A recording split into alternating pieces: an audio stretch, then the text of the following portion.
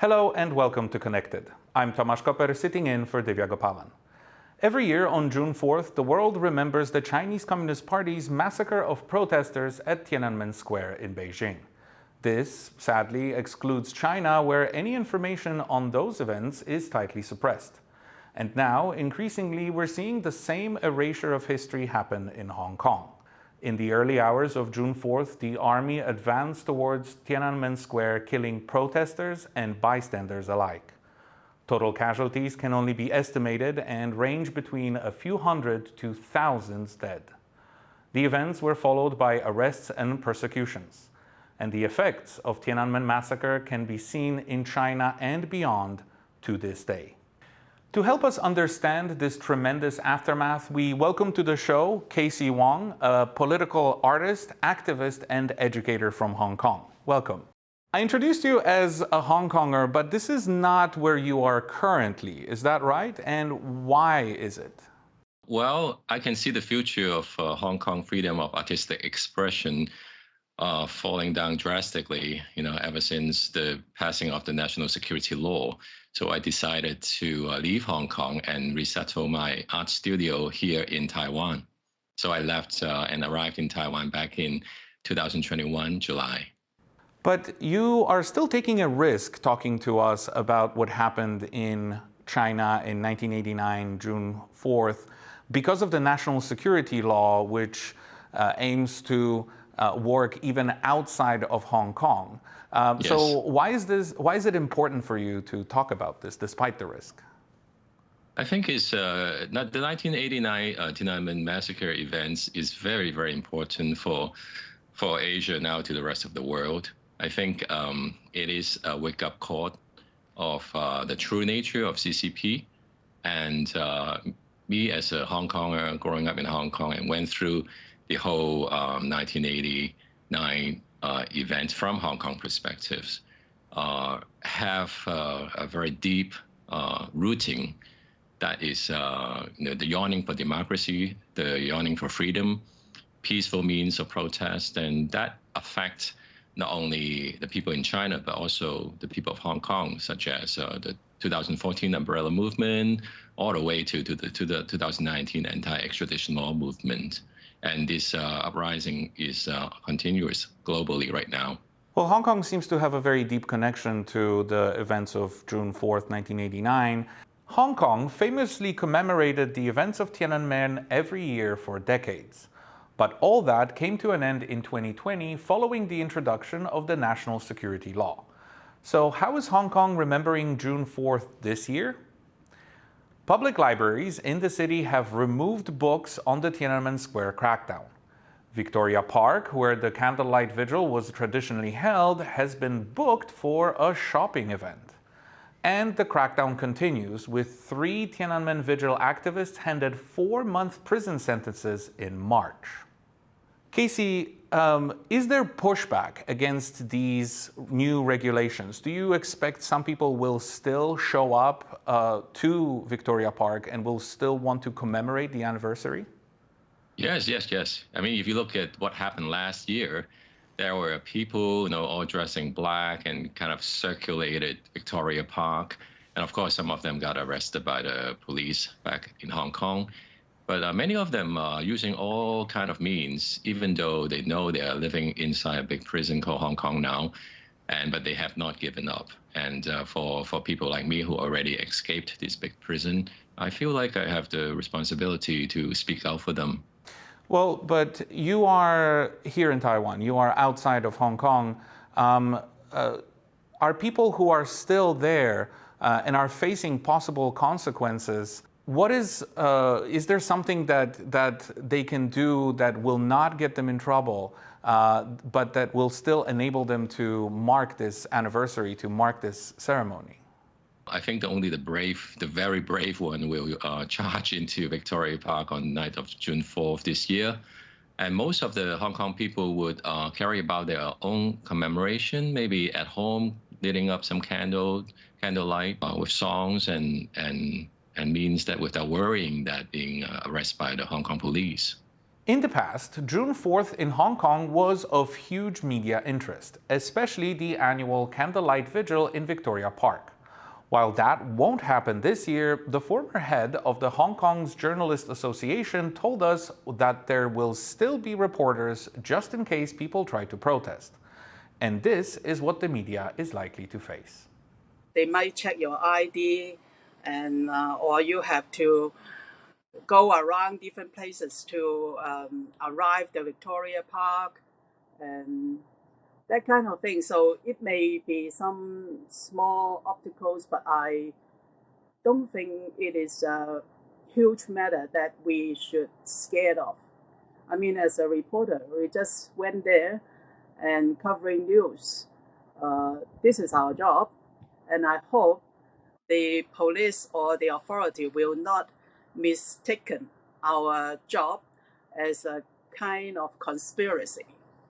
Kacey, can you tell us how those vigils, how those events look like before they were effectively banned? Well, I have been participating for many years, and I can tell you it's a one big classroom to practice empathy and sympathy. Why am I using these two words, sympathy and empathy? Because when the 1989 event happened, from a Hong Kong perspective, we feel very sad, and we felt like just using AK-47 bullets to shoot down innocent students and crushing their body with tanks. This kind of massacre is just totally challenge the bottom line of your morality, and it's unacceptable from our perspective. So we feel very, very sorry for them. And at that time, we want the country to change and change for the better. And of course, through 33 years, 34 years is a very long time. And the meaning of that changes throughout the years, from this sympathy, empathetic perspective, and then sometimes it's like a show of numbers, like a show of force, and then of course demanding the CCP to apologize, to compensate the people, and then of course it transformed into a power of our own for the Hong Konger, such as our own rally and our own peaceful protest, a massive turnout, let's say for the 2019, 2 million people turnout. For me, the most important thing is that it provide a platform for the individual to come out to express their love and their longing for peace and democracy. And the way to do that is to hold this piece of candle and just look at the light. And then it's wonderful when you see the photographs of a sea of lights, and that represents hopes and peace. And I think that's the power of humanity. So you mentioned empathy and how that was a prevalent feeling on the ground among the people gathered. Are you afraid that with the effective ban on those kind of vigils, something more substantial and significant will be lost in Hong Kong, something that goes beyond just commemorating 1989 or even democracy? Are you afraid that taking away this element will change the minds of young Hong Kongers who will grow up without it? I think definitely. I mean, Hong Kong, what's going on right now is the dystopian novel 1984 plus Fahrenheit 451. You just mentioned about the destruction of books in the public library, as well as rewritten the recent history. And the Chinese Communist Party are doing that in the public education in Hong Kong. So definitely, after maybe a short one generation, then people don't know, and that's what happened in mainland China. So I think it's very, very important for the international community as well as Hong Kong diasporas to preserve this history and to tell this story correctly and tell it properly and continue. It is only through this kind of continuation of retelling history that we can honor the death the dead protesters.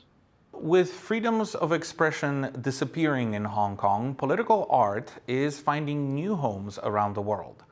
One such safe haven is Taipei, where a recreation of the famous Pillar of Shame has been displayed regularly for a number of years. Jasmine Lin explains. Faces twisted and bodies distorted. Taiwan will be displaying the replica sculpture of the Pillar of Shame to commemorate the Tiananmen Square massacre. Crafted by Danish artist Jens Goschet, the statue had been a feature in the University of Hong Kong since 1997. The statue shows piled-up corpses, symbolizing the hundreds, or possibly thousands, killed in Beijing's June 4th crackdown on student protesters in 1989. Hong Kong was one of the few places in China where the public commemorations of the student protest was allowed, until Beijing passed the national security law in 2020. In May this year, Hong Kong police seized the artwork as evidence of subversion. 国殇之柱呢，当它被香港政府还有香港大学从校园里面拆除那一刻起它就和香港人民因为国安法受难这个历史事件它就结合在一起了。上面这些人脸的这种形象其实我看了就突然觉得他们每个长得都是香港人的样子。Since 1989's military crackdown, China has been trying to erase the incident from history books and people's minds. The organizer of the June 4th vigil in Taiwan believes it is necessary to keep the collective memory alive. 我们每年举办这个纪念活动呢，其实就是要和这个官方的洗脑官方的这个要消除人们对于6·4的记忆在进行长期的战斗所以这是一个记忆的一个战争那所以在台湾展示不仅在提醒台湾人我们过去我们也有跟这个上面各国形象的这些人们我们过去有同样的经历我们以后不要让这个事情在台湾发生。And not everyone welcomes the demonstration. Last year, a group of people splattered black paint all over the statue to disrupt the exhibition. The organizer says the vandalism gives more meaning to the artwork. 好像里面的每个灵魂这被烧烤的这些人们他们的表情他的灵魂又被唤起来了。我们可以做的事情有限不要遗忘，就是我们对于这个人类的历史最大的贡献。There will be commemorations held around the world, and many of which are organized by Hong Kongers who have fled the city as Beijing tightens its grip on freedoms. The events and vigils in Taiwan and other places will be in stark contrast to the silence in Hong Kong, and a reminder that the city that once prided itself on being the conscience of China has lost yet another part of its identity. Xin Ling and Jasmine Ling for Connected. So, Kacey, how significant was the Pillar of Shame for Hong Kong, for Hong Kongers?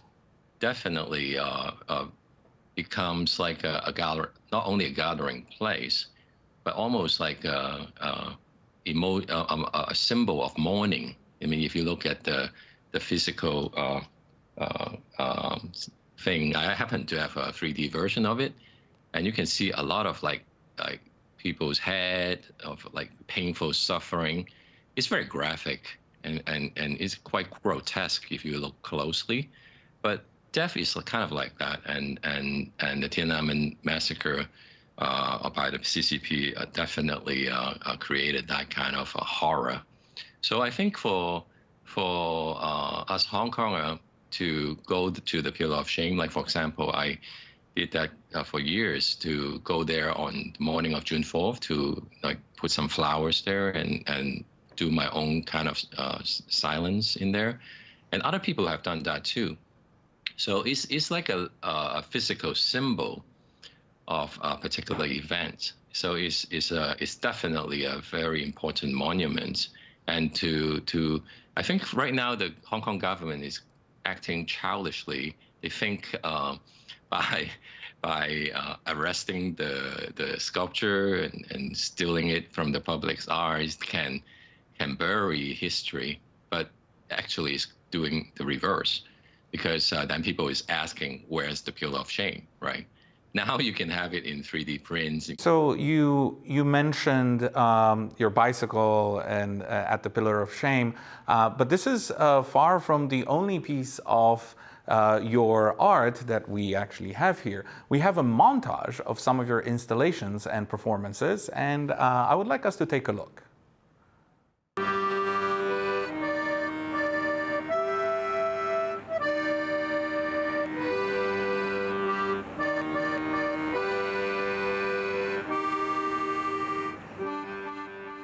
So as we're watching this, can you tell us a little bit about what those pieces are and what they symbolize? Yeah, I did like 3 or 4 different types of June 4th related themes of artwork. For example, one of the most, I think, emotional one is called the Feather of the Yellow Bird, where I collected these candlelight stubs that was left over from the candlelight vigil in Victoria Park. And then I melt them again and cast them into the shape of feather to commemorate the Yellow Bird rescue operation back in 1989, where a lot of Hong Kong people helped to rescue those young students. Other works such as the 8 times 9 equals 64 table. Now this is a metal classroom table and chair made by metal with the Chinese word 8964 on it. Usually it's a commentation about education and also the eradication of education. If you ask any Hong Konger the number 89, okay, immediately they will answer not 72, but 64. Because we have continuously commemorated the June 4th massacre continuously for 3 decades. So that's why it's kind of ingrained into our subconscious. So that work actually this year will be exhibited at the Jiu Guangchang, the Freedom Square, in this year's June 4th commemorations. Well, like we've mentioned before, the repercussions of the Tiananmen massacre can be seen even today. Perhaps nowhere as clearly as in the extreme censorship of the media.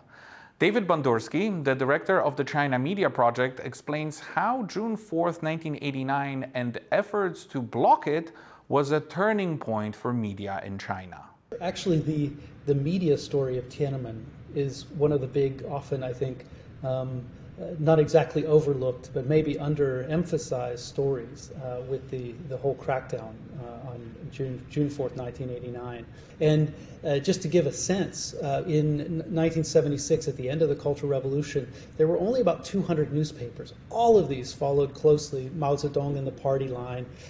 There were already, by the end, 1987 or so, 2,500, including probably close to 400 daily newspapers. And one of the most infamous cases, if you know the history well, was April 26th. Li Peng and others decided to put out this hardline editorial in the People's Daily about no compromise, basically. And this really angered a lot of people at the time. It angered students. It even angered reporters at People's Daily. So you imagine the flagship newspaper of the Chinese Communist Party, and they had reporters on the streets with the students marching. And there was, in June that year, there was an internal memo in a journal called China Comment. And the conclusion in this June piece, which followed the crackdown, was that this had guided matters in the direction of chaos.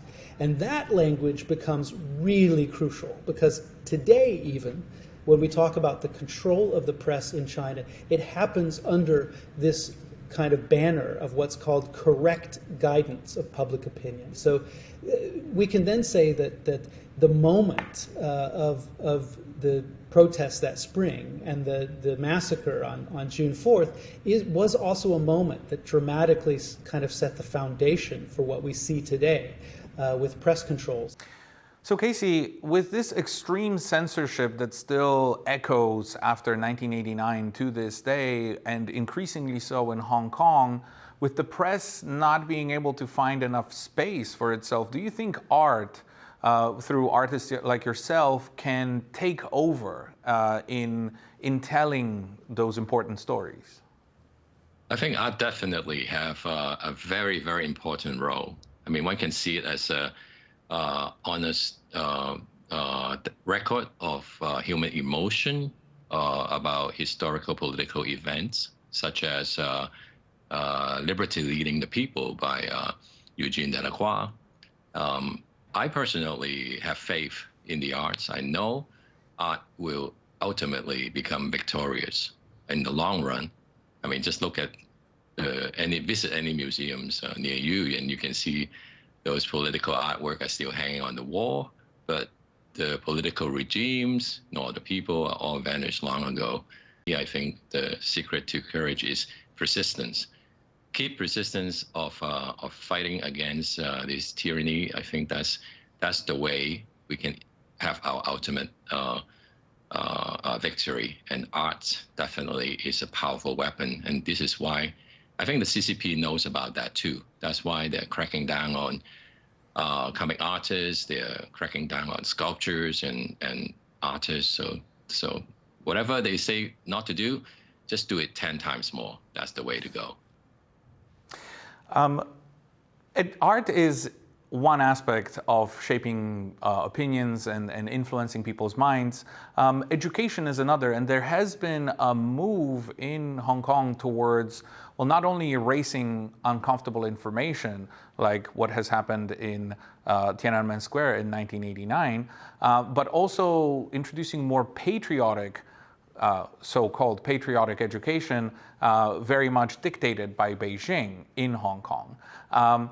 Are you not afraid that the younger generation will just not have the knowledge that there is an alternative available besides what is being served to them from Beijing? Well, I think the kind of national brainwashing education can only do so much. I mean, you just look at how many people from mainland China immigrated to the U.S., then you know why, right? Look at the officials, their family members who immigrated out of China but not into China. That already explains a lot. So I think, yes, you can do a certain thing to cover their mouth and cover their ears, but eventually, they find out. They find out through the internet. They find out when they travel abroad. So, I mean, they know, but I think for me, I think the benignity of evil is more evil than this kind of brainwashing education. Yeah, they pretend they don't know. They pretend they're sleeping, and therefore cannot be awakened. So these are the stuff that we have to be careful, and is already affecting the Western spheres. So I think right now what we need to do is to have this massive counterattack culturally, because the CCP's media and their cognitive war can penetrate into our free society in the Western world. But our free media, the pro-democracy news cannot go into their world. So it's lopsided.